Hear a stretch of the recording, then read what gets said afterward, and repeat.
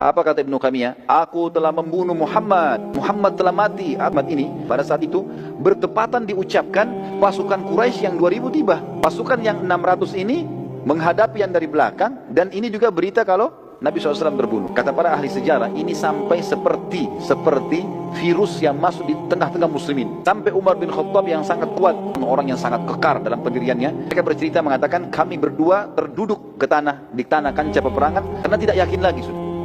Artinya tidak tahu lagi bisa menang atau tidak kalau Nabi SAW sudah terbunuh. Kondisinya sudah kocar-kacir ini. Dan siapapun yang duduk di tanah pada saat itu oleh Quraisy tidak diganggu, dianggap dia menyerah. Seperti itulah. Pada saat itu teman-teman sekalian, sementara muslimin kocar-kacir, ada sahabat satu, tadi sudah kita sebutkan namanya Anas bin Nadhr, yang sempat bilang, ya, demi Allah saya telah ketinggalan peperangan pertama bersama Nabi SAW melawan Quraisy di Badar. Kalau ada peperangan lagi setelah hari ini, saya akan melakukan perbuatan yang membuat Allah ridha. Tiba-tiba dia berdiri. Lalu kemudian sendiri ini, dia melawan yang 2000 itu. Dia menuju ke yang 2000 itu. Umar bin Khattab sempat bilang, mau kemana kau? Dia bilang, ke arah Uhud, kancah peperangan. Kata Umar sama Sa'ad, tapi Rasulullah SAW sudah mati. Beritanya begitu. Anas menjawab dengan kalimat luar biasa. Apa dia bilang? Kalau begitu, betul itu beritanya, bangunlah, bangkitlah untuk berperang dan mati bersama beliau sallallahu alaihi wasallam. Kenapa malah diam, dia mati gitu? Dan terbunuh itu jauh lebih mulia. Dan sungguh, hai Umar dan Sa'ad, aku mencium bau surga di arah Uhud. Kemudian beliau radhiyallahu anhu menyerang pasukan kafir sampai terkoyak, dan waktu dicari tidak ditemukan potongan badannya, terkoyak-koyak oleh musuh, gitu kan? Tapi mati syahid di sini. Umar mengatakan,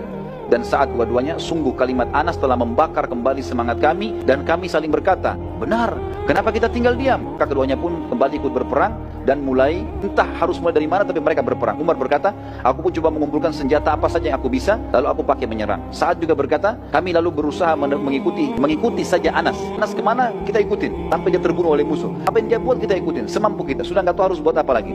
Kata Sa'ad, setelah peperangan selesai, kepada Nabi SAW, Sa'ad berkata kepada Nabi SAW pada saat perang selesai, demi Allah ya Rasulullah, kami tidak dapat mengikuti gerakan dan keberanian Anas. Luar biasa, kita tidak bisa, waktu perang sudah selesai. Anas bin Nadhr radhiyallahu anhu, maka pada saat itu teman-teman sekalian, pada saat selesai peperangan dan jenazah muslimin dikumpulkan, maka jenazah Anas bin Malik sulit untuk ditemukan, dikatakan, dan dikenal, dan yang mengenal hanya saudarinya dari tanda lahir di tangannya.